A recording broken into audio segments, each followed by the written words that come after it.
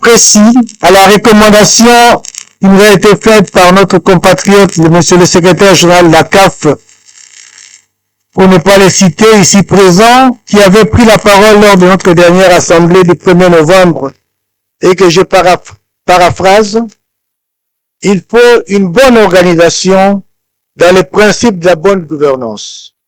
Pour cela, on a besoin de tout le monde pour avancer. On ne peut pas être fort tout seul. Il ne faut jamais militer pour détruire un club, par exemple, ou une fédération, sans adverticité. Il n'y aura point d'émulation. Fin de citation. J'ajouterai à ceci que cette adversité, nous la voulons constructive et non pour des intérêts partisans d'individus ou de groupes d'individus. Nous voulons une adversité qui nous permette d'avancer ensemble pour que notre football reprenne sa place d'antan dans le continent africain. Par ailleurs, je saisis cette occasion pour annoncer que le CONOR a pu obtenir de la FIFA l'utilisation de fonds, du solde de fonds Forward 1 et Forward 2 qui risquaient d'être mis en annulation en fin décembre dernier. Certains projets ont été proposés et qui sont à l'étude au niveau de la FIFA pour validation. Vous les retrouverez entre autres dans le document du budget sur les investissements. Je vous invite donc tous à vous surpasser pour que nos travaux aboutissent à d'heureuses conclusions comme nous en avons désormais l'habitude, c'est-à-dire l'adoption en plénière de cette Assemblée générale des prévisions budgétaires 2025, des règlements généraux sportifs, du nouveau code disciplinaire de la Fédération et de quelques amendements au statut de la FECOFA que le CONOR a présenté pour fixer tout le monde. Cette assemblée extraordinaire de la Fédération est une occasion nous offerte pour instaurer une jurisprudence à la FECOFA où les désirata de ses membres, notamment les intérêts subdélégataires, seront pris en compte. Je vous invite à voter le budget que nous proposons afin que personne ne puisse revoir à la baisse ce qui est prévu pour vos entités au cours des années qui suivront.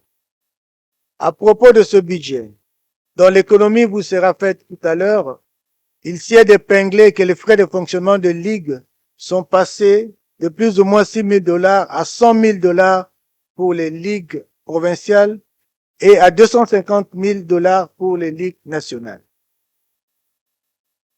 Comment passer sous silence le seul point qui me chagrine profondément et qui est cette campagne médiatique qui ne dit pas son nom, truffée de mensonges et de contre-vérités pour vous faire croire que certaines officines extérieures préparent des réformes pour vous exclure de la gestion du football congolais.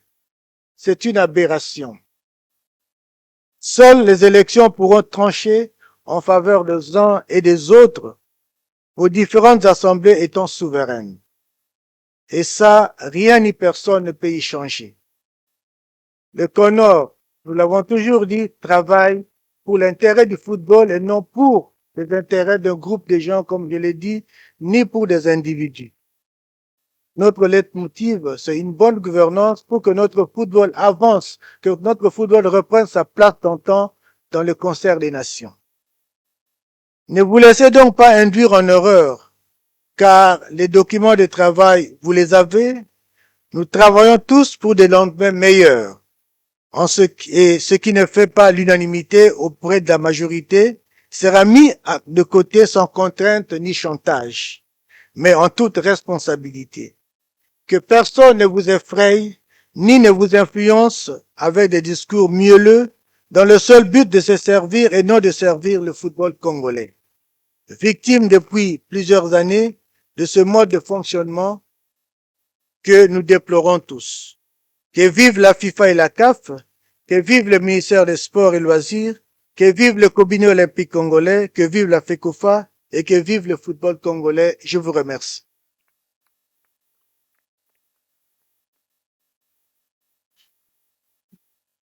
Voilà. Nous passons donc à l'adoption, à la présentation et suivi de l'adoption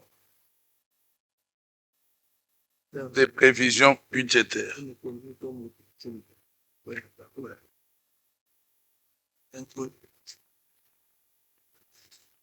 Le président va vous en faire une petite économie, les documents de travail, vous l'avez. Et à la fin de sa présentation d'économie, nous allons passer directement à l'adoption. Bien, merci. Je crois que nous avons essayé à la page 1 de synthétiser un peu le travail qui a été fait. On va pas traîner là-dessus. Vous avez le document, vous avez les éléments. Je vais simplement, étant donné que mon collègue qui s'occupe des finances est en déplacement en Europe, je prends la parole pour faire une petite économie de ce texte, de ce document que nous avons préparé pour vous, comme demandé lors de la dernière assemblée. Nous avons donc un budget avec des ressources qui totalisent 649 904 dollars américains et des charges de dépenses pour un montant total de 6 315 776 dollars. Ce qui concerne le budget normal de fonctionnement. Et nous avons en annexe aussi le budget d'investissement dont les ressources sont composées de ce que je vous ai dit tout à l'heure sur le solde du fonds forward que nous avons pu obtenir l'utilisation auprès de la CAF pour un montant de 4 250 000 dollars. À la page 17, et avec des projets que nous avons présentés en dépenses pour un montant total de 2 73 016,29 dollars. Donc, vous aurez les détails en termes. Vous avez tous ce document, j'espère. Hein? Il n'a pas de prévisions budgétaires. Voilà. Dans la chemise comme ça, il n'y a pas.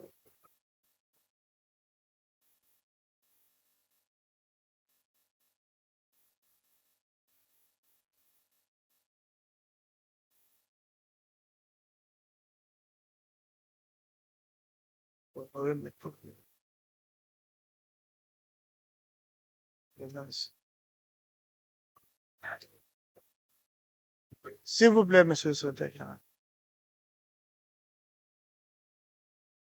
On peut le remettre ça.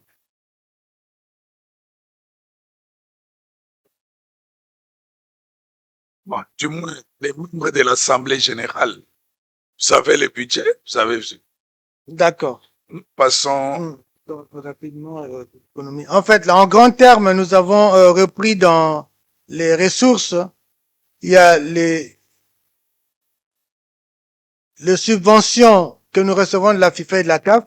Nous avons fait une synthèse de tout ce que nous avons reçu de la FIFA et de la CAF pendant le temps que nous sommes restés aux commandes de la fédération, qui représente à peu près 3 515 000 dollars américains.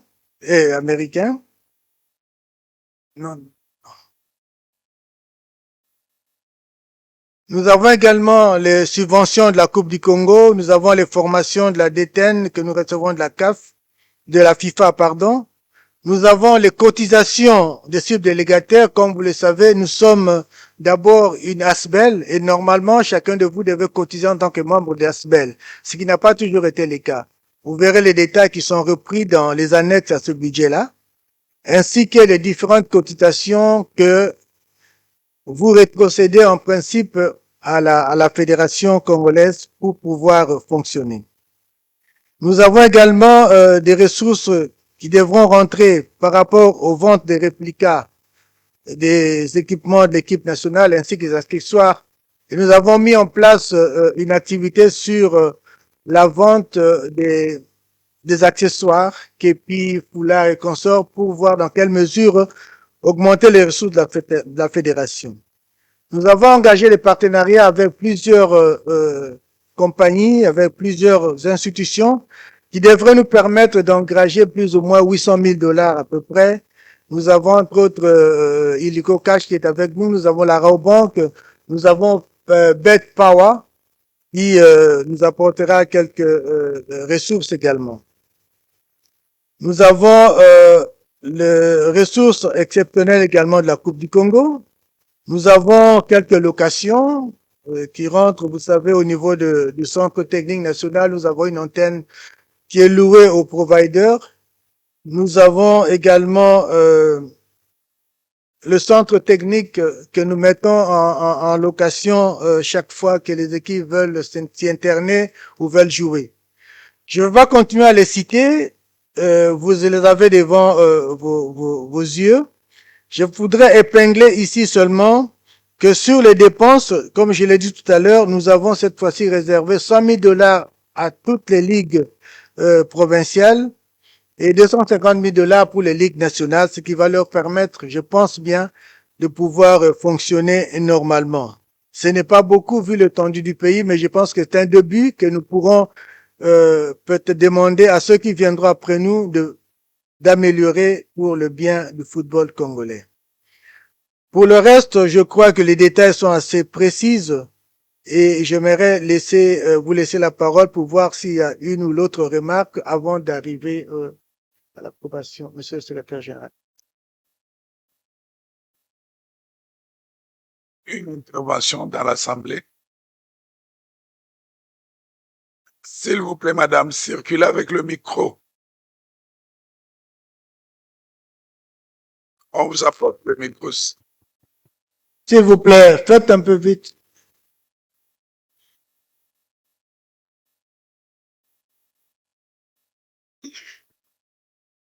Merci, Monsieur le Président, pour la parole nous accorder.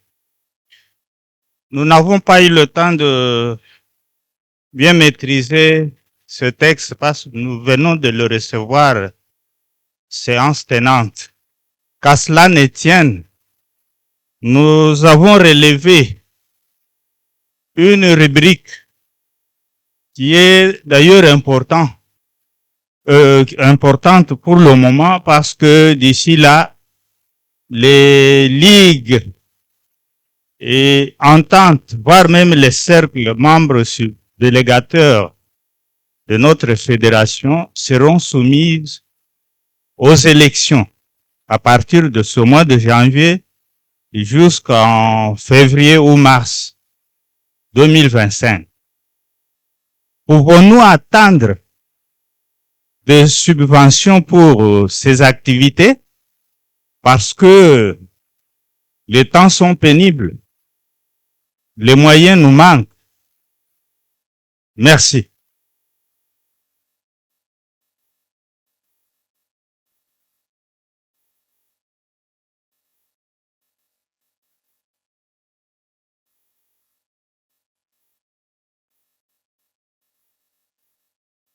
On prend bonne note, mais je pense que cet aspect sur les élections est pris en compte par les commissions électorales et les commissions des recours qui ont présenté leur budget et qui est à l'étude pour le moment. Je vous remercie. Il y a une autre demande de parole là-bas.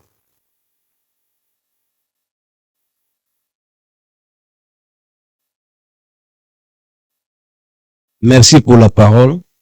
Je suis le premier vice-président de la Ligue de football du Congo central. J'ai suivi avec attention les discours du président, surtout vers le dernier paragraphe.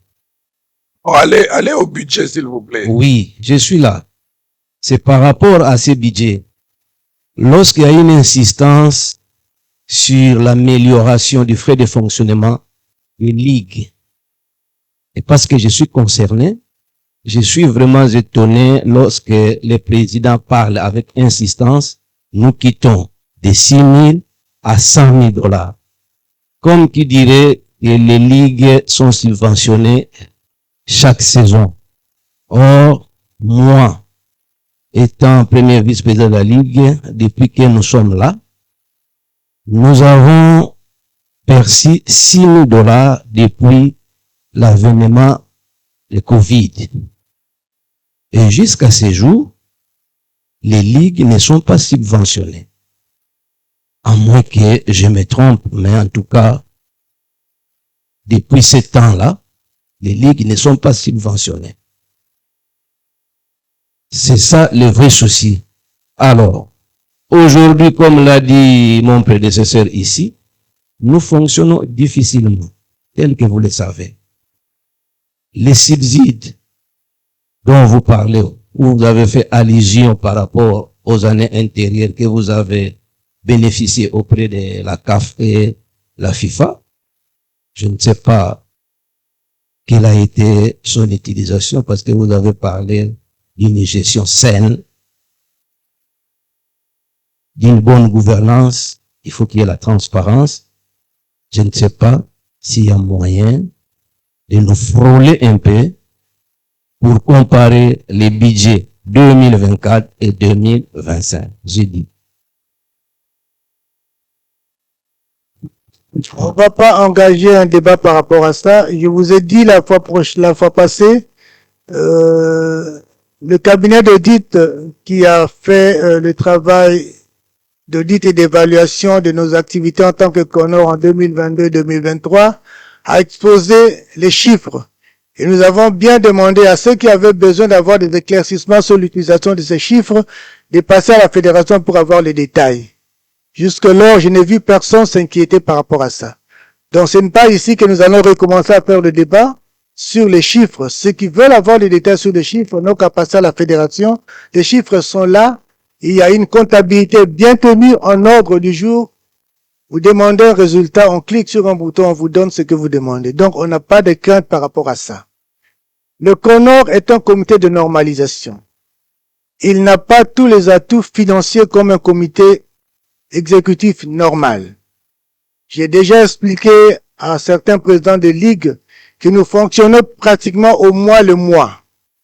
Nous introduisons nos demandes de fonds par rapport à nos besoins et la FIFA et la CAP voient dans quelle mesure ils peuvent nous aider à aller de l'avant. C'est ce qui a fait que nous n'avons pas toujours été en mesure de disposer de fonds pour le fonctionnement de nos ligues et de nos ligues provinciales et ligues nationales. Mais, en tant que comité de normalisation, nous sommes dit, nous sommes là pour normaliser et il est temps d'améliorer les choses. C'est la raison pour laquelle l'occasion nous étant donnée de mettre en place un budget pour cette année, nous avons voulu améliorer pour que ceux qui viendront après nous continuent dans ce sens-là. Pour qu'avant même que nous puissions partir, dès que nous aurons les fonds nécessaires, nous les mettrons à la disposition par rapport à ce budget-là.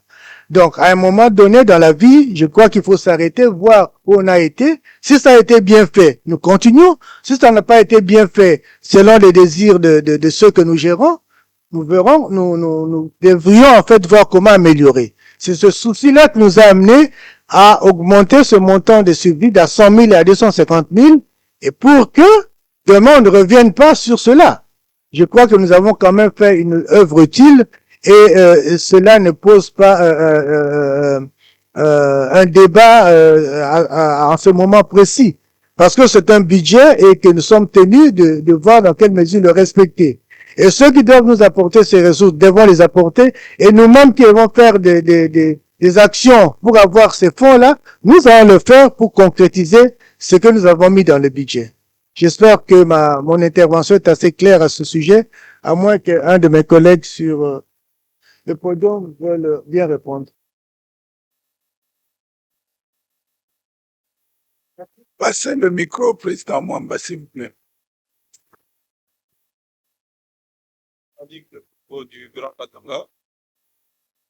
Président, nous parlons budget. Je profite vraiment pour vous demander à ce que je dirais puisse être retenu par vous, parce que vous êtes l'exécuteur. Je connais la configuration presque à 90% de la parcelle que vous occupez. Oui, j'ai vu que vous avez fait bouger quelques bureaux, c'est devenu propre. Mais la finalité d'une fédération, c'est fédérer tout ce qu'il y a à fédérer. Tout rechute au niveau du secrétariat, au département des affiliations. Cher président, qu'est-ce que ça vous fait de passer au niveau de ces locales-là? J'aimerais assez que chez Papa Massamba, cette fois-ci, vous puissiez vraiment refaire ce qu'il y a à refaire là-bas. C'est ça la boîte noire de notre football congolais. Mais amener Véron Mosengo visiter, amener Jean-Jacques visiter, ça sera une honte.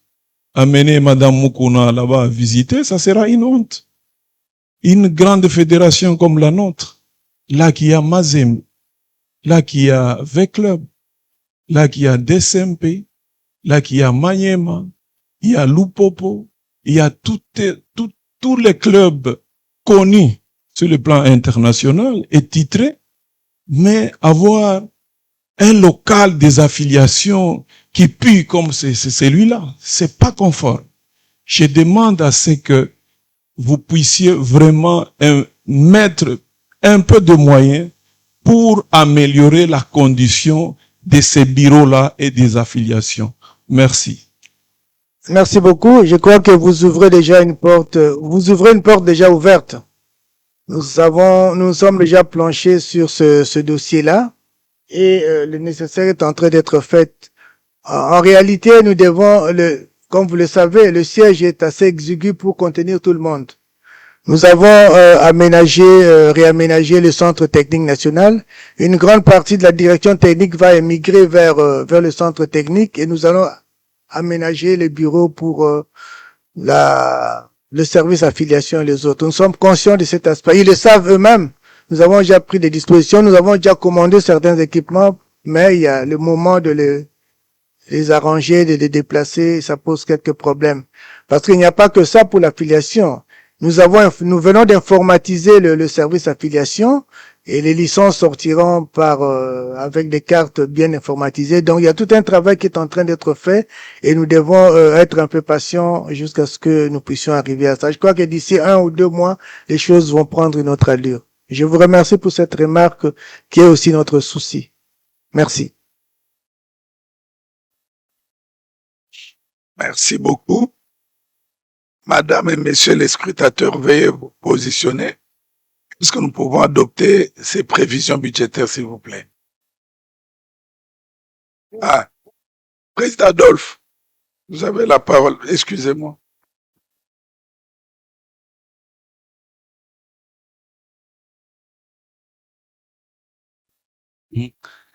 Adolphe Nkoyi, président de la LIFEQUA. Oui, j'ai vu les prévisions budgétaires au niveau des ressources, page 10. Là où on parle de l'IFEQUA. Je suis vraiment ahuri, je suis désagréablement surpris de voir, parce que si nous pouvons faire même marche arrière, l'assemblée que nous venons de tenir il y a de cela 1 mois, dans les rapports d'activité, vous verrez que la LIFEQUA, c'est la ligue qui contient moins de clubs avec moins de licences. Mais à ma grande surprise, sur ces documents, la LIFEQUA se retrouve encore la ligue qui, ayant le plus grand nombre de clubs, avec 317 clubs. Alors qu'à notre niveau, on est en train de se battre quand même pour relever le nombre de clubs. Mais ici, on nous a déjà amené à 317. Je ne sais pas, bon, c'est une œuvre humaine. Peut-être que la personne qui a réuni les informations n'avait pas vraiment, n'a pas été peut-être attentif pour bien voir. Je vous demanderai, peut-être après ici, si vous pouvez nous inviter pour que nous puissions voir ça. Parce que les chiffres ici, en tout cas, 317 clubs pour la LIFEQUA.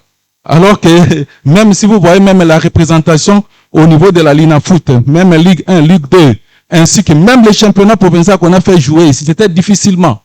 Pour qu'on puisse même avoir 6 clubs qui vont participer au championnat provincial. Mais à notre grande surprise, ici, il y a 17 clubs.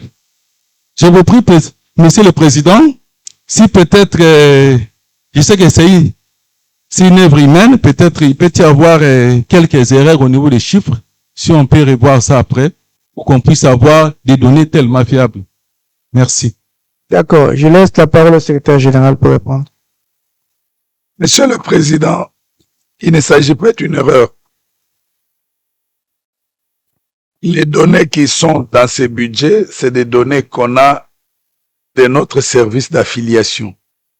Nous partons des nombres des équipes affiliées à la Ligue de l'Équateur depuis sa création jusqu'à ce jour, puisque des statistiques contraires ne viennent pas pour nous montrer des clubs qui ont cessé d'exister. Donc, dans nos registres, nous avons enregistré pour toute la province, pour toute la Ligue, à ce jour, 317 clubs. Ce sont les 317 clubs que nous comptons.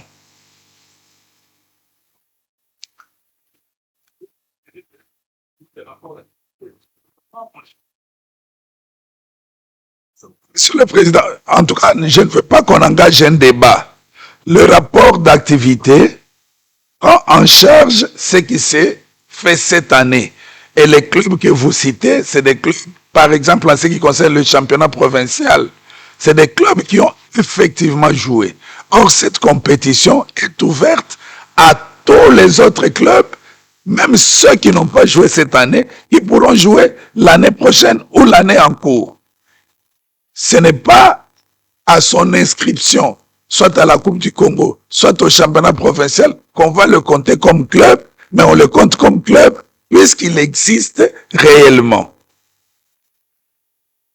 Ok, merci. S'il vous plaît, si vous voulez qu'on continue, passez au bureau, on va bien parler de ça. Ça n'a rien à voir avec le budget. Merci beaucoup. Quelqu'un peut intervenir encore? S'il vous plaît, Président.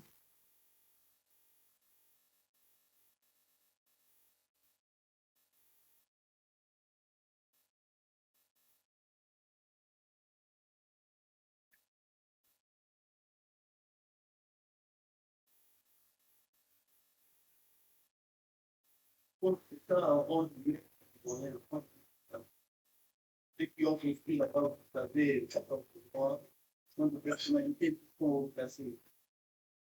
Est-ce que ça nous sera facile? Ça nous sera facile.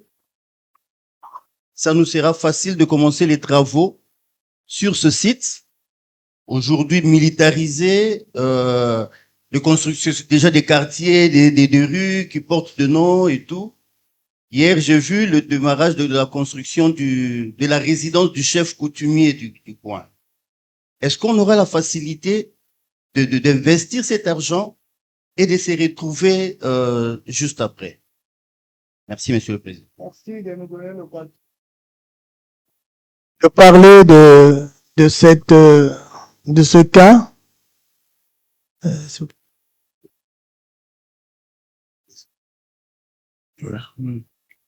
Bon, votre fédération n'est pas restée inerte par rapport à ce dossier. Nous avons, pour aller vite, nous avons un certificat, un arrêté de démolition de tout ce qui est construit. Car vous le savez, ce terrain nous appartient, les 214 hectares appartiennent à la fédération, nous avons un certificat d'enregistrement. Ceux qui sont sur place sont en train de spolier de façon désordonnée. Nous avons engagé des démarches jusqu'à l'électorat militaire. Le président de la République est au courant. L'ordre a été donné pour cette démolition. Les frais ont déjà été engagés et payés.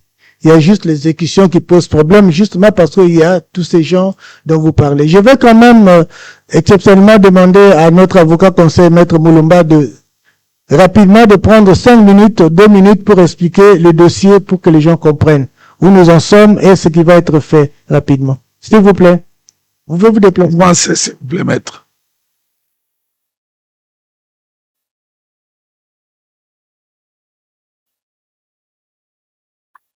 Merci beaucoup, Président, pour la parole accordée. Je crois que quelques précisions à donner par rapport à l'état actuel du site. Comme le Président vient de le dire, ce site a été acquis en bonne et due forme sur ordonnance du chef de l'État. Nous avons obtenu le certificat d'enregistrement en bonne et due forme, mais seulement, comme vous le savez, il y avait un conflit entre la concession, disons la succession Mobutu, qui a créé des petits problèmes, on les a traits en justice. Actuellement, ils ne sont plus forts. Mais seulement, il y a une spoliation qui ne dit pas son nom. Nous avons effectué une mission sur terrain sur ordre du chef d'État, le général Christian. On s'est rendu compte que sur le chef d'état-major général des forces armées. Des forces armées. On s'est rendu compte que sur le site, il y a les constructions de la maison civile du chef de l'État. Il y a des constructions érigées par les hauts gradés de l'armée. Donc, ce n'est pas facile de les déloger aujourd'hui. Mais nous avons entrepris des démarches. Nous sommes entrés en contact avec le chef de l'État qui a ordonné que cette démolition ait lieu. Il a mis à notre disposition le commandant JR et toute la ville pour démolir. Ce qui nous reste aujourd'hui, c'est entrer en phase d'exécution. Donc, nous sommes derrière ces dossiers. D'ici là, tous ces spoliateurs verront leur construction démolie. Donc, je pense que à ce stade, ce sont les précisions qu'on doit donner. Merci.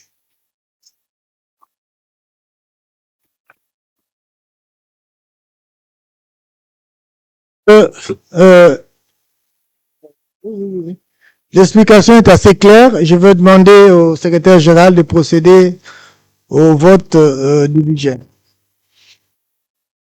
Messieurs les scrutateurs, aidez-nous avec le comptage. Ils sont d'accord qu'on adopte les prévisions budgétaires. Ils sont pour.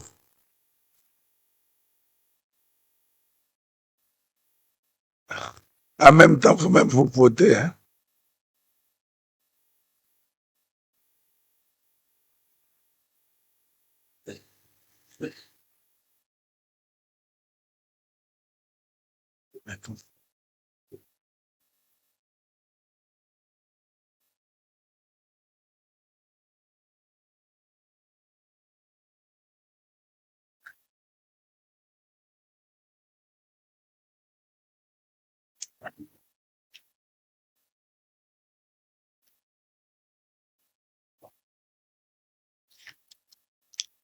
Venez me donner les résultats.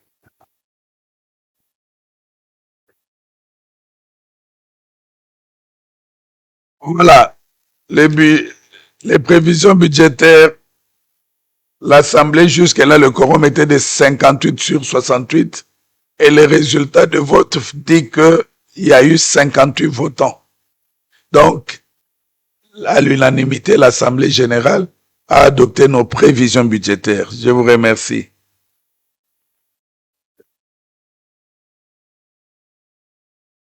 Bien, donc nous confirmons que le budget qui vous a été présenté a été accepté et voté à l'unanimité et je vous remercie. Le protocole nous signale l'arrivée de 3 autres participants dans l'entretemps, 4, ce qui fait que le quorum passe de 58 présents à 62. Mais le vote était de 58 votants pour. Bien, merci. On va donc gagner du temps pour passer directement aux modifications de quelques dispositions statutaires. Comme je l'ai dit dans mon discours, ce sujet a fait beaucoup de bruit dans les réseaux sociaux et je pense que nous sommes assez responsables aujourd'hui pour décider de ce que nous pouvons faire. Nous sommes une assemblée générale responsable et quelles que soient peut-être des erreurs qui peuvent avoir été glissées par rapport à ceci, par rapport à cela, mais quand il vous appartient en tant que assemblée générale de décider de ce que nous pouvons, ce que nous voulons, parce que le plus important ce que nous pouvions mettre à disposition de notre football, des textes qui lui permettent d'évoluer à l'aise dans sa gestion. Je vais donc demander au secrétaire général de prendre les textes qui ont été mis pour amendement et que nous puissions avancer. Il n'y en a pas beaucoup, je crois il y en a 3 ou 4 et nous allons rapidement avancer. C'est bon. Voilà. Sur le plan méthodologique, nous avons ici deux textes, deux principales propositions. Il y a une proposition qui vient du comité de normalisation et une autre qui vient de l'Union de footballeurs du Congo, membre de l'Assemblée générale de la FECOFA. Les deux documents, vous les avez. Voilà.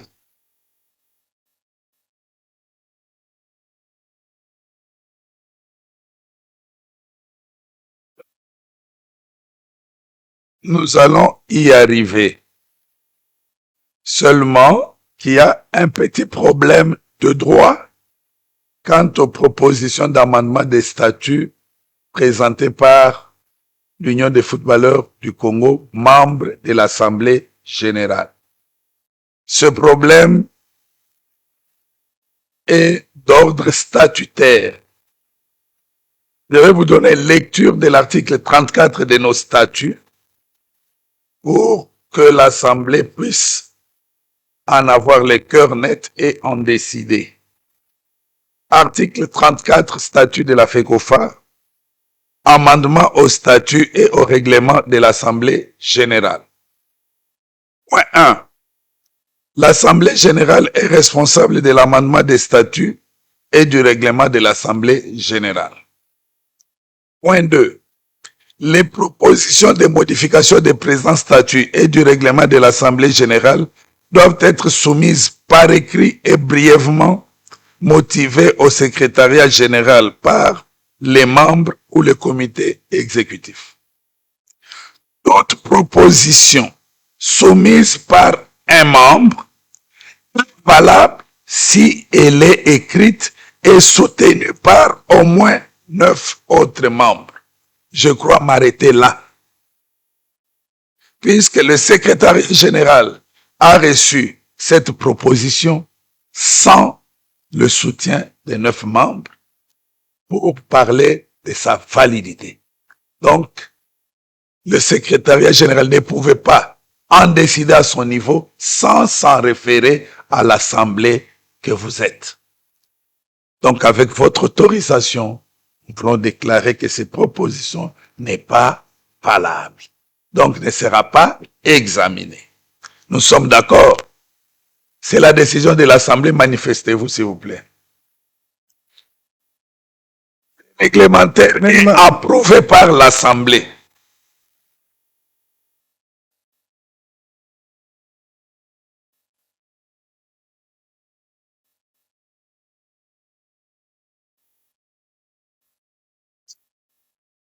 Président Mag, on ne voit pas ce que vous avez dit. La proposition de l'UFC est écartée donc.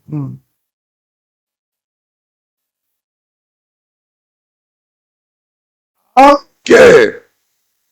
Il y a un texte, disons, proposition de quelques amendements, proposition d'amendement des statuts, triptyque explicatif. Regardez. Celui qui est à ma droite. Voilà. Merci beaucoup. Non, on va pas entrer. Maintenant. S'il vous plaît, je pense qu'on va rester dans l'essentiel. Étant donné que les conditions de recevabilité n'ont pas été respectées, nous poussons rapidement passer aux amendements qui ont été présentés par le CONOR. Voilà. Les amendements proposés par les CONOR portent sur les articles 34, alinéa 4, et 37, alinéa 4, article 68, article 69, article 70, enfin article 49 et article 11. Pour faire ordre, article 11, article 37, article 49, article 68 à 70. Je vais donner lecture de l'article tel que libellé aujourd'hui dans les statuts. Donner aussi lecture de la proposition faite, de l'ensemble. Comme ça, les interventions suivront et nous allons adopter globalement ce qui sera fait. Nous y allons. Article 34. Qu'est-ce qui est dit aujourd'hui? Qu'est-ce que j'ai avec 34? Excusez-moi, s'il vous plaît. Article 37, point, alinéa 4. Tous les membres du comité exécutif doivent remplir les critères suivants. Être des nationalités congolaises et résider sur le territoire de la République démocratique du Congo de manière permanente. B. Être âgé de 25 ans au moins et de jouir de toutes ses aptitudes mentales. C.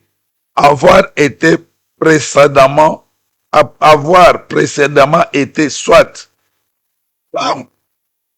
membre du comité exécutif de la FECOFA, membre d'un comité de gestion d'une ligue nationale ou provinciale ou d'une entité subdélégataire, membre d'un comité de gestion d'un groupement d'intérêt reconnu par la FECOFA,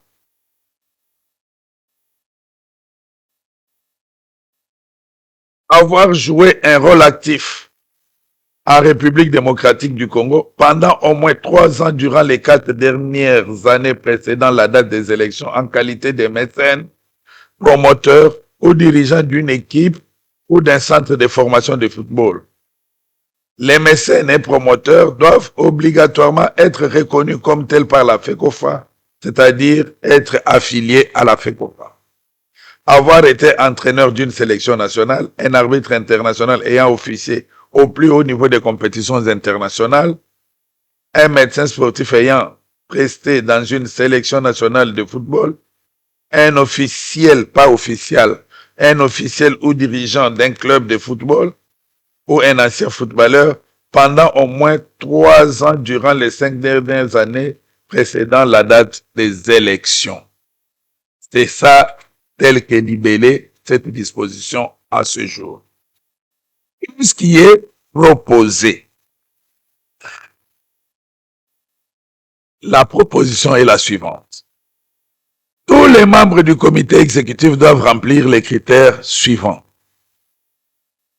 A. Être des nationalités congolaises et résider sur le territoire de la République démocratique du Congo de manière permanente. Ce n'est pas changé. B. Être âgé de 25 ans au minimum et jouir de ses aptitudes mentales. C. Avoir précédemment soit été membre du comité exécutif de la FECOFA, soit membre d'un comité de gestion d'une ligue nationale ou provinciale ou d'une entité subdélégataire, soit été membre d'un comité de gestion d'un groupement d'intérêt reconnu par la FECOFA, soit avoir œuvré dans le foot organisé à l'échelon national ou international, par exemple en tant que joueur, dirigeant d'un club ou d'un centre de formation, soit en tant qu'officiel, pendant au moins 2 des 5 dernières années précédant le moment de sa candidature. D.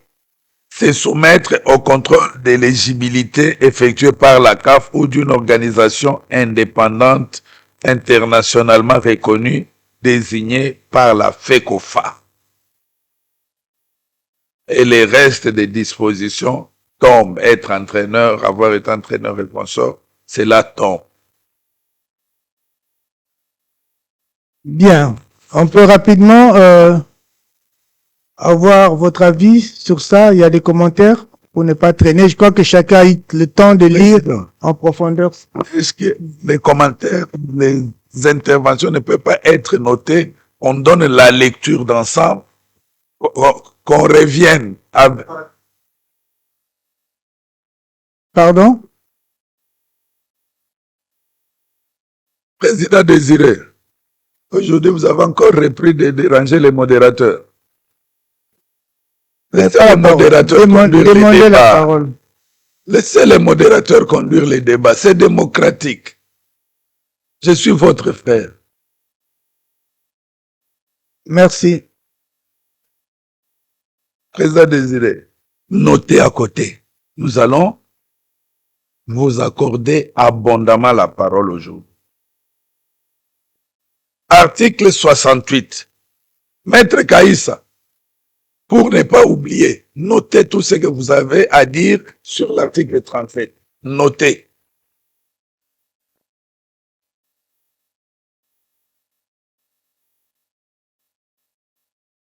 Les organes juridictionnels sont, ça c'est tel que ça se trouve aujourd'hui dans les statuts.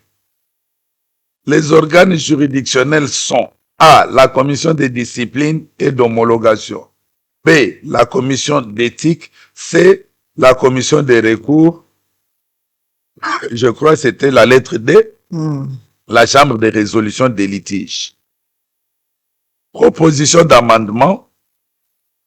Les organes juridictionnels sont A. La commission de discipline, d'éthique et d'homologation. Donc, on fusionne les deux premières commissions. B. La commission des recours. Et C. La chambre de résolution des litiges. Notez vos éléments de débat. Article 69. Actuel. Les fonctions de la commission de discipline et d'homologation sont régies par le code disciplinaire de la FECOFA. Elle traitera également des questions de fair play dont une disposition spécifique sera reprise au code disciplinaire de la FECOFA. La commission de discipline et d'homologation est habilitée à prononcer les sanctions énoncées dans les présents statuts ainsi que dans les codes disciplinaires de la FECOFA à l'encontre des membres, des officiels, des joueurs, des clubs, des intermédiaires et des agents organisateurs des matchs détenteurs d'une licence. Ces dispositions n'affectent en rien la compétence de l'Assemblée générale et du comité exécutif eu égard à la suspension et à l'exclusion des membres. 4. L'Assemblée générale approuve le code disciplinaire et d'éthique de la FECOFA qui doit être conforme aux principes énoncés dans le code disciplinaire et le code d'éthique de la FIFA. Voici ce qui est proposé comme modification.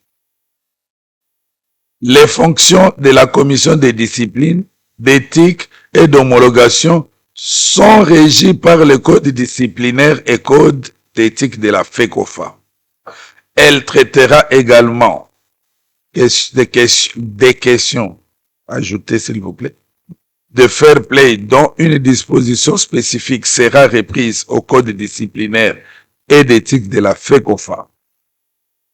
La commission de discipline, d'éthique et d'homologation est habilitée à prononcer des sanctions énoncées dans le présent statut ainsi que le code disciplinaire et d'éthique de la FECOFA à l'encontre des membres, des officiels, des joueurs, des clubs, des intermédiaires et des agents organisateurs des matchs détenteurs d'une licence.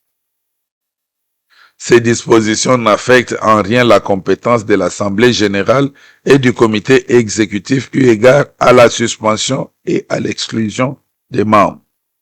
4.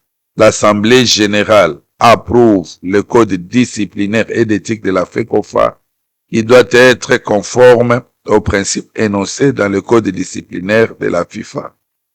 Et on ajoute, point 5, le code d'éthique de la FIFA s'applique dans tous les cas à titre supplétif.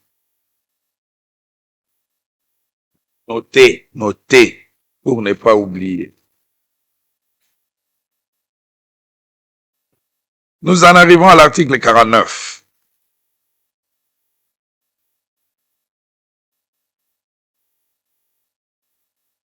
Commission des arbitres. C'est ainsi libellé. Pardon? J'ai sauté quelque chose. C'est la même chose. Oui, article 70,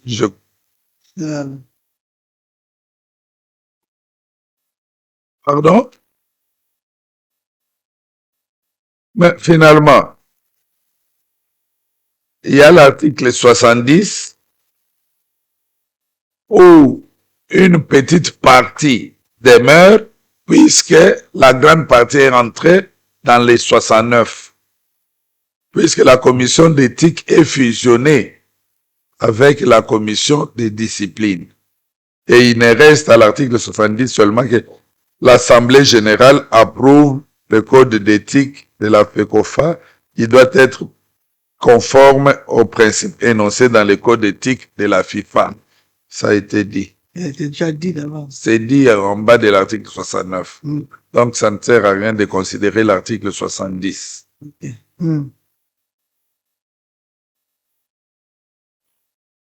Article 49. Voyez pourquoi je demande seulement de laisser le modérateur tranquille. La commission des arbitres veille à l'application des lois des jeux. Elle désigne les arbitres pour les matchs de compétition organisés par la FECOFA, est responsable des questions d'arbitrage au sein de la FECOFA en collaboration avec l'administration et supervise et gère la formation des arbitres. Elle est composée d'un président, d'un vice-président et d'un maximum de 3 membres. La commission doit exclusivement être constituée d'anciens arbitres ayant des préférences officiers au plus haut niveau de leur compétition nationale. Ces membres ne doivent être affiliés à aucun club, ligue ou autre entité footballistique, pas plus qu'à une entité d'arbitres, syndicats, associations, etc. Les arbitres en exercice ne sont pas éligibles au poste de membres de la commission des arbitres. Proposition d'amendement. La commission des arbitres veille à l'application des lois des jeux. Elle désigne les arbitres pour les matchs de compétition organisés par la FECOFA, est responsable des questions d'arbitrage au sein de la FECOFA en collaboration avec l'administration et supervise et gère la formation des arbitres. Elle est composée d'un président, d'un vice-président et d'un maximum de 3 membres. La commission doit exclusivement être constituée d'anciens arbitres ayant des préférences officielles au plus haut niveau de leur compétition nationale. Ces membres ne doivent pas être affiliés à un club, ligue ou autre entité footballistique, pas plus qu'à une entité d'arbitres, syndicats, associations, etc. Les arbitres en exercice ne sont pas éligibles au poste de membres de la commission des arbitres. 2. La compétence en matière d'arbitrage reste et demeure de la compétence exclusive de la FECOFA. La FECOFA décide de la stratégie nationale de l'arbitrage, désigne les arbitres pour les matchs de championnat de première et deuxième division. Pour les divisions inférieures, les divisions inférieures à celles-ci, la FECOFA délègue à ces dernières le pouvoir de désigner les arbitres pour les matchs de leurs divisions respectives conformément au règlement régissant l'organisation de l'arbitrage.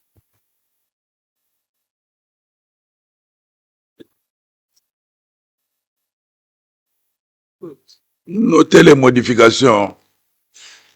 C'est le président, notez. Faut noter. Article 11.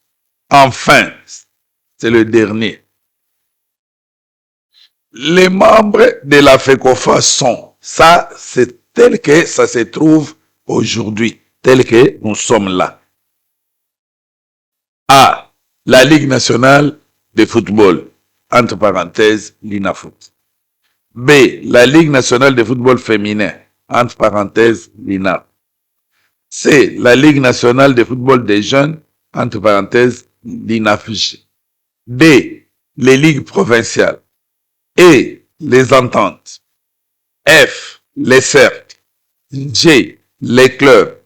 H. Les groupements d'intérêt reconnus par la FECOFA. Suivant. L'Association nationale des joueurs. L'Association nationale des entraîneurs et éducateurs du football. L'Association nationale des arbitres. L'Association nationale des dirigeants des clubs de football masculins et féminins. L'Association des médecins et personnels de la médecine du football. 2. Les clubs de ligues inférieures ainsi que les ententes, les cercles sont des membres indirects de la FECOFA et sont représentés à l'Assemblée générale par leur ligue ou groupement respectifs. Voici à présent la proposition faite. Oui, 3. Les clubs de ligues inférieures ainsi que... C'est dit. Ah oui.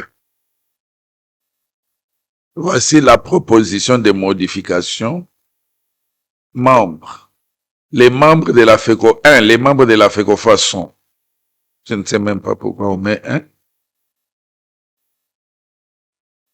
A. La Ligue nationale de football. B. La Ligue nationale de football féminin. C. La Ligue nationale de football des jeunes. D. Les ligues provinciales. E. Les ententes. F. Les cercles. G. Les clubs. H.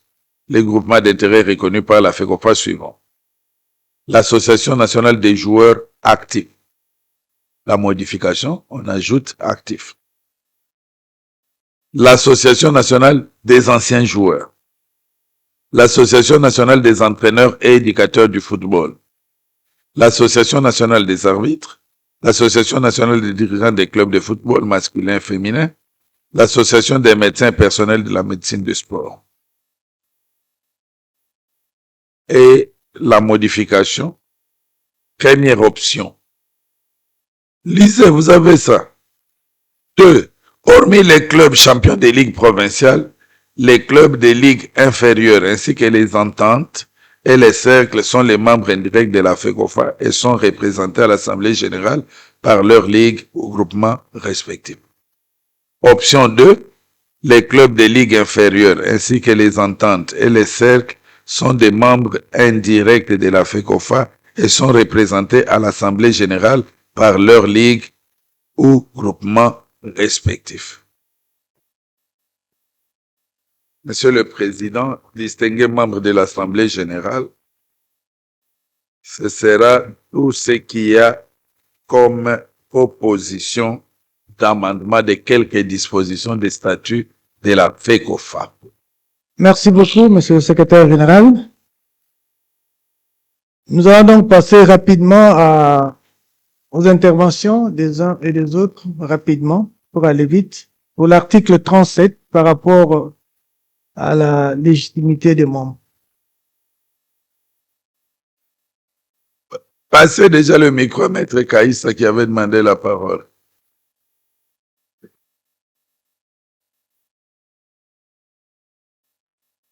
Oui, on s'active, s'il vous plaît. Le micro.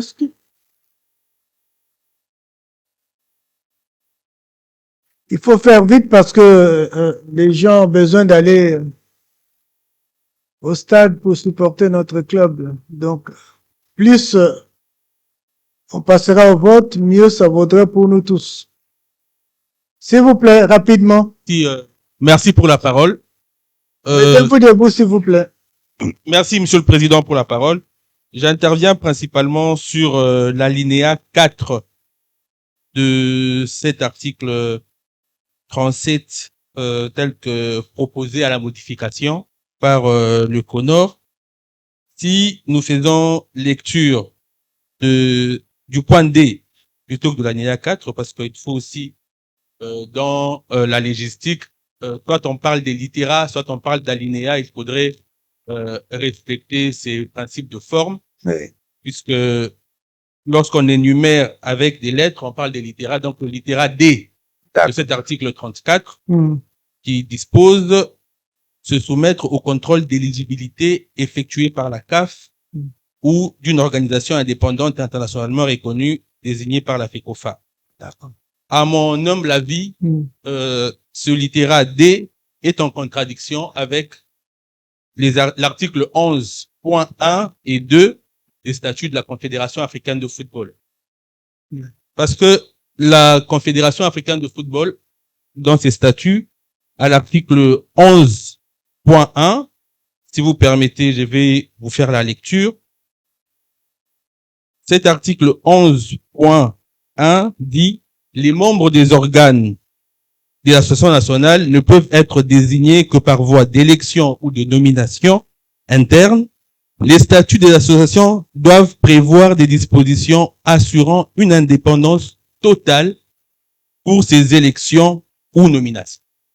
Alors, lorsque la CAF dit que nos statuts doivent faire montre d'une indépendance totale et que nous-mêmes, à qui la CAF donne l'indépendance, nous retournons vers la CAF pour qu'elle puisse soumettre nos candidats à un test ou à un contrôle d'éligibilité, je pense que nous sommes en train de naviguer en pleine contradiction. Mais bien au-delà, le point 2 de cet article 11 sanctionne le non-respect du point 1 en disant ceci: la CAF ne reconnaît pas les organes d'une association nationale n'ayant pas été élus ou nommés conformément aux dispositions du point 1 du présent article. Cela concerne également les organes élus ou nommés à titre intérimaire. Et donc, si nous faisons passer ces littéra D comme ça, et que on a une élection, que la CAF ne la reconnaisse pas, on retournera au point de départ. Donc, pour moi, à mon humble avis, je crois que il faut tout simplement élaguer ce littéra D des modifications proposées, de sorte que quand on va tenir les élections au mois de mai, que ces élections soient non seulement acceptées de tous, mais que nous ne puissions pas retourner à la case de départ. Merci, Monsieur le Président. Merci beaucoup. Est-ce que... S'il vous plaît. Il y a quelqu'un d'autre qui peut contredire ce que Maître Kaïs a dit. Il y a un avis contraire à ce qu'il a dit. Bon, est-ce que nous pouvons approuver cet article tel qu'amendé en élaguant le point D?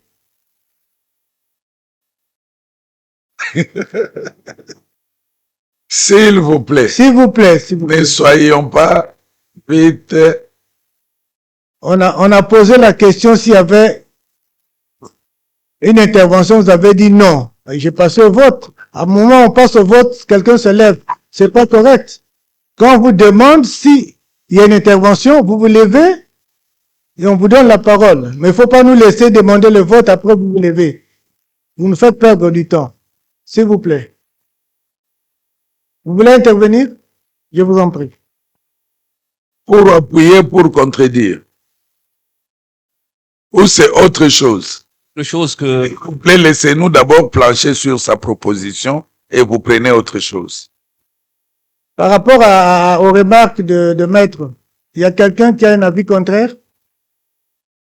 Vous êtes tous d'accord qu'on est là? On est là. Manifestez-le, s'il vous plaît. Voilà. Comptez, s'il vous plaît.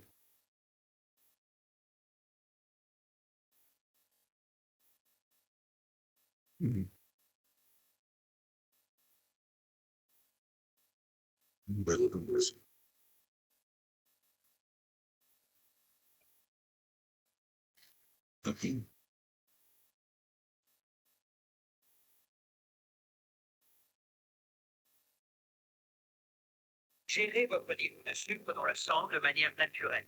Ce clip de contrôle du sucre Acuplus masse les bons points d'accueil.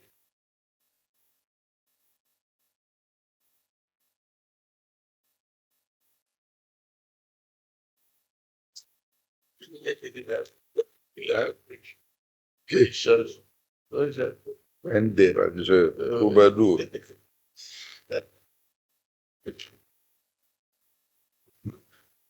Président Jacques, j'apprends que vous avez changé d'avis en plein vote. Ah, d'accord.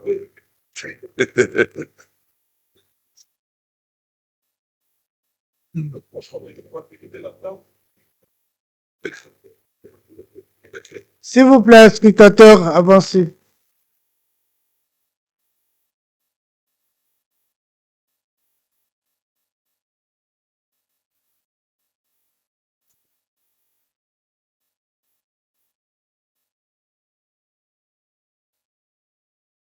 Le deuxième scrutateur là, Monsieur Lopito, vous êtes démissionnaire.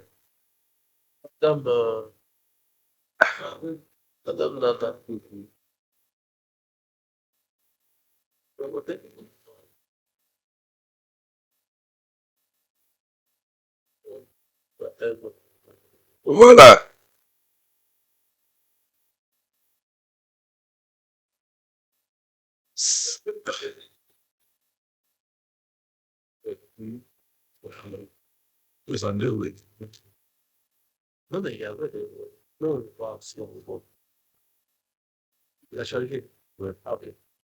Voilà. Même celui qui avait voté non s'est rebiffé. L'ensemble des votants, donc 62 votants, disent qu'on élague cette partie de l'article. Votre intervention, c'est sur ce même article ou sur autre? Allez-y.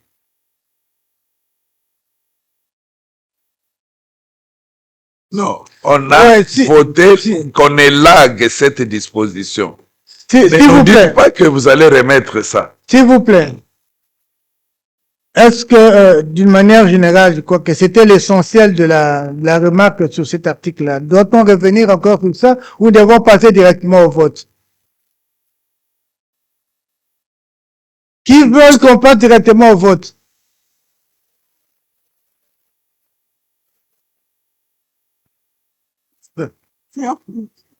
Nous l'avons déjà approuvé, non? S'il vous plaît. S'il vous plaît, s'il vous plaît. Pourquoi? S'il vous plaît. Pourquoi? Ikala Kwanz, Ikala. Je vais vous donner la parole. Voilà. Nous avons ensemble décidé ici qu'on lit l'ensemble des propositions. Que tout le monde note ces propositions, ces interventions sur chaque proposition d'amendement. Mais nous constatons qu'en ce qui concerne cette disposition, l'article 37 alinéa 4, la seule modification qui était proposée, c'est de se soumettre au contrôle d'éligibilité, ce que l'Assemblée a refusé. Qu'est-ce qui reste à débattre? Il n'y a rien à débattre là-dessus. Allons à autre chose. Article 68, intervention. On vote. Donc, je pense qu'il faut se mettre d'accord. Non. Je pense que nous pouvons vider cet article-là. On a voté l'article en élaguant le point D. Oui ou non? Ok, on passe à autre chose, s'il vous plaît. Article 68, maintenant, ceux qui ont des interventions. C'est l'article qui consiste à fusionner la commission de discipline et homologation à la commission d'éthique. Il y a une intervention là-dessus. Président Jacques, le micro. Non, non, il faut qu'on vous donne un micro, vous le méritez. Et puis, qu'une dame circule quand même dans la salle, pas toujours des garçons, des garçons. Merci CG. Je pense que cet article doit demeurer comme ça l'a été. Ceux qui sont derrière ne vous voient pas, Président. Ils ont besoin de voir vos lunettes. Levez-vous, comme ça, ils vont vous voir. Ah, ok. Je m'excuse. C'est le président Jacques Mwamba de la LIFCAT. Je m'oppose à la fusion de deux organes, de ces deux organes-là. Pourquoi? Parce que, imaginez vous donner un grand pouvoir à un Congolais de commencer à gérer les situations de ses proches, ça sera très compliqué. Nous aurons des suspensions et des suspensions parce que tu m'as vu seulement avec ta fille. Hein? On aura des suspensions parce que nous avons pris la parole au cours de l'Assemblée. Je vous dis, demeurons comme on l'a été, et nos statuts là étaient approuvés par la CAF et la FIFA. Donc ça signifie nous avons fait un bon travail en son temps. Demeurons d'abord comme ça et allons à l'essentiel, aux élections. Merci. D'accord. Qui appuie cette position présentée par les membres de l'IFCAT? Qui a une autre, Un avis contraire. qui a un avis contraire? Qui dit le contraire? C'est qui? Président Sépirin. Donnez-lui le micro.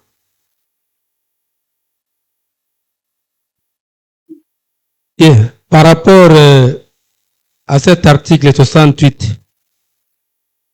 puisque les explications ont été fournies à droite de notre tableau pour dire que cet article correspond à ce qui se fait dans d'autres fédérations africaines, dans toutes les fédérations africaines. Moi, je pense que nous devons nous adapter à ce qui se passe mondialement, au lieu que ce soit uniquement un article qui sera consacré pour la RDC. Donc, autant nous adapter à l'échelon international que d'être sectoriel. Voilà mon point de vue. Donc, j'aimerais que nous puissions fusionner cela. Je ne trouve aucun problème. Je ne trouve pas tellement d'inconvénients par rapport à cet article 68. J'ai dit. S'il vous plaît, le micro à manager d'Odolando. Mais où sont passées les filles de la fédération?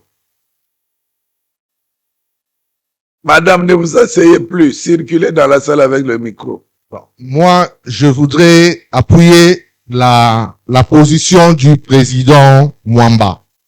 Pourquoi? Parce que les statuts qui sont les dispositions sont conformes aux standards FIFA, c'est que ce sont trois commissions distinctes qui n'ont jamais été fusionnées. C'est faux de nous faire croire que c'est une simplification dans l'organisation qui correspond à tout ce qui se fait dans d'autres fédérations. C'est faux.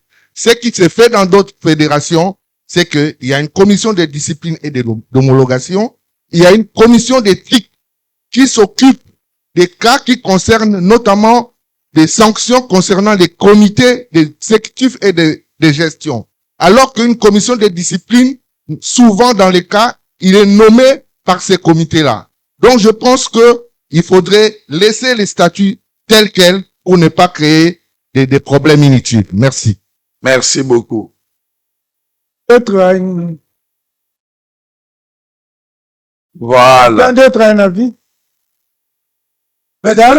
Madame veut parler. Président Kaninda a demandé la parole. Madame, ici. Donnez d'abord à madame ici devant.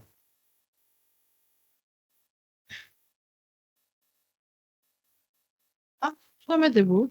Oui. Merci pour la parole. Moi, je pense que le moment où on se met le temps pour les amendements, pour les réhabilitations, je pense s'il y a un intérêt vraiment qui peut convaincre, moi, je souhaiterais de comprendre pourquoi la fusion. Et si vous me permettez aussi, parce que j'ai vu qu'il y a ce qui concerne la Ligue nationale de football féminin, je voulais demander, est-ce que les dispositions aussi de la Ligue nationale de foot féminin, il y a des choses qui manquent, est-ce que ça peut pas être aussi inclus dans les statuts, parce que dans les ajouts ou les propositions, parce que j'ai vu ici qu'on parle seulement de la LINAF, mais si on se met à décortiquer la LINAF, ça reste juste l'INAF, mais si on va là-dedans, vraiment c'est vide. Je voulais demander si on peut pas aussi vraiment mentionner, parce que dans toute fédération, ici le président Zéphirin a parlé de comme toutes les fédérations, mais dans toutes les fédérations africaines mondiales, il y a toujours un département de foot féminin, ce qui n'a pas chez nous. Moi, je me dis, si je plaide pas pour maintenant, je vois pas d'autre occasion. C'est ça. Mais sinon, moi, je suis pour des ouvertures. Parce que il y a eu dans des statuts, jadis, il y avait des choses qu'on bougeait pas, il y avait des portes fermées. Si on peut ouvrir pour l'épanouissement de tout le monde, je suis pas tant, mais je voulais bien comprendre. Fusionner, pourquoi? Quel est l'intérêt de la fusion? Quel est l'intérêt de non-fusion? Et je reste plaider pour les départements du football féminin qui n'est pas là. La LINAF est pauvre. Et j'aimerais que la fédération adopte vraiment les départements du foot féminin et ses organes. Merci. Merci. Merci. Parce que la raison qu'a avancé le président Jacques vous semble vraiment valable pour ne pas fusionner? Pourquoi? Est-ce que nous devons, non, on vote pas, qui vous demande de voter. Est-ce que nous devons, on doit mettre des commissions par rapport aux humeurs de certains, de cela, parce que ceux-là, on va abuser ou non? Je crois qu'on met en place une commission, cette commission travaille. S'il y a des revendications, il passe à l'échelon supérieur, il y aura une commission de recours pour ça.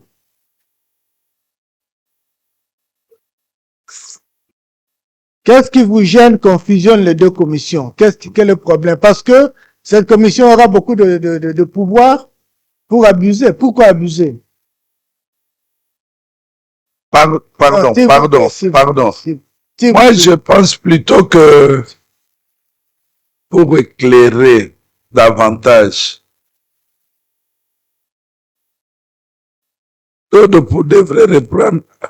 Monsieur Dodo devrait reprendre la parole, puisque dans son mot, j'ai entendu que les deux sont des juridictions différentes.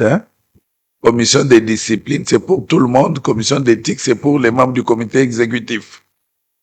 Je me suis trompé, Dodo. Non, je pense pas que... Ailleurs dans le monde, c'est fusionné. À l'UEFA, par exemple, c'est fusionné. Ce sont des organes juridictionnels distincts. C'est ça les standards. Oui. S'il vous plaît. Écoutez, je voulais juste apporter une petite lumière. Voilà, on est en train de parler de deux institutions qui traitent des comportements humains dans la société.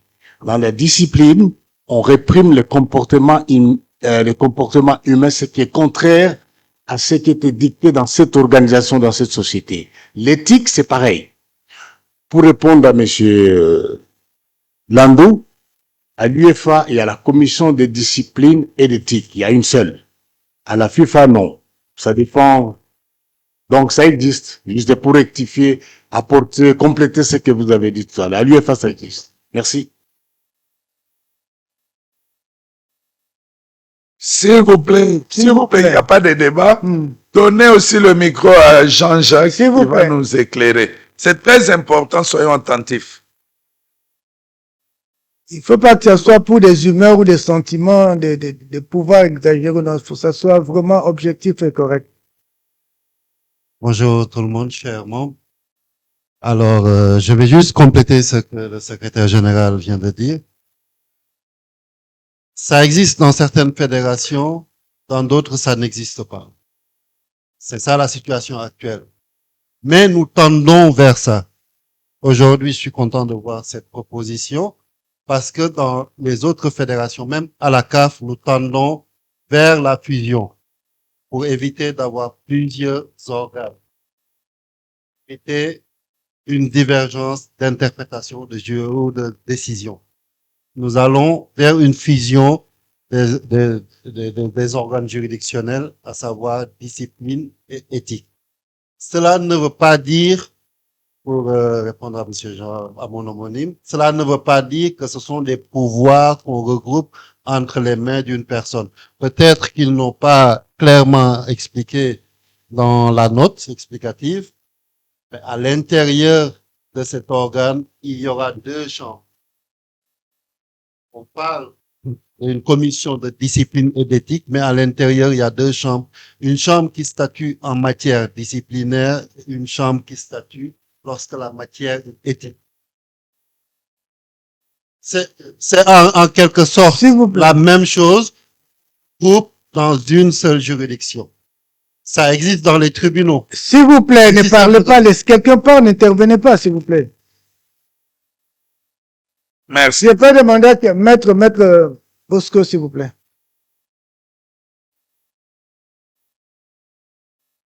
Je me permets quand même de prendre la parole parce que je souhaite que ce soit le plus clair. Et maintenant, nous voulons faire des choses, pas pour tout le monde, mais pour notre pays. Et nous nous connaissons. Le fait que M. Jacques dise que c'est la même juridiction avec deux chambres différentes, en ce moment-là, il ne faut pas qu'on apporte de la confusion. Il ne faut pas qu'on apporte de la confusion parce que ma compréhension, moi, c'est que cette commission dit de discipline et d'éthique peuvent statuer pour la même chose, tous ensemble. Alors, pour qu'on ne sème pas la confusion, je crois qu'il faut qu'on laisse scinder. Une commission pour la discipline et l'autre pour l'éthique, parce que cette éthique peut aussi statuer sur les membres de cette commission de discipline qui peuvent se rendre coupables de fautes. Donc, je souhaite qu'on scinde les deux. Voilà ma proposition. Merci. Donnez. Demande de parole là au fond.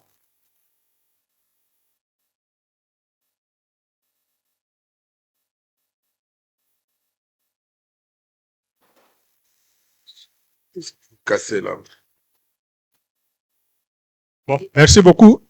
S'il vous plaît, s'il vous plaît. Bon, merci beaucoup, Monsieur le Président, pour la parole. C'est Monsieur René Kabundu, secrétaire sportif de V-Club. S'il vous plaît. Pardon? Non. Bon, je n'allais plus intervenir après l'intervention du président Bosco. Je voulais compléter dans le même sens. La commission des disciplines, c'est une discipline et c'est une commission qui a de la matière. Alors, une matière abondante. De la même façon que la commission d'éthique. Donc, les deux là constituent déjà des commissions très sensibles qui ne peuvent pas statuer ou siéger pour les mêmes cas. Il faudra nécessairement les scinder. Heureusement, l'intervention de tout à l'heure, j'ai entendu dire que c'est un département où on a scindé. Oui, ça peut être un département juridictionnel, mais les deux commissions sont différentes. Chacune traite des matières différentes de l'autre. Comme président Bosco a dit, la commission d'éthique peut même statuer sur certains cas décidés par la commission des disciplines pour voir s'il y a vraiment de l'éthique ou pas. Alors, je soutiens qu'il y ait une scission entre les deux. On ne peut pas les mettre ensemble parce qu'il y a de la matière, alors une matière abondante.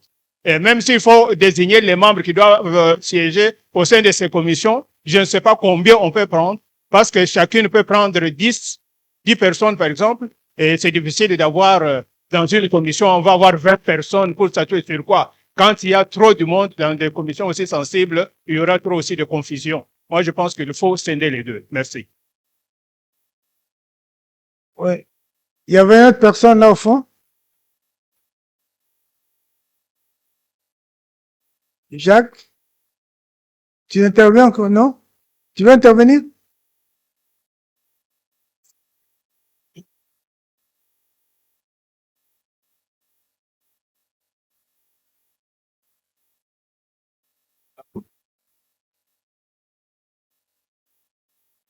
Bien.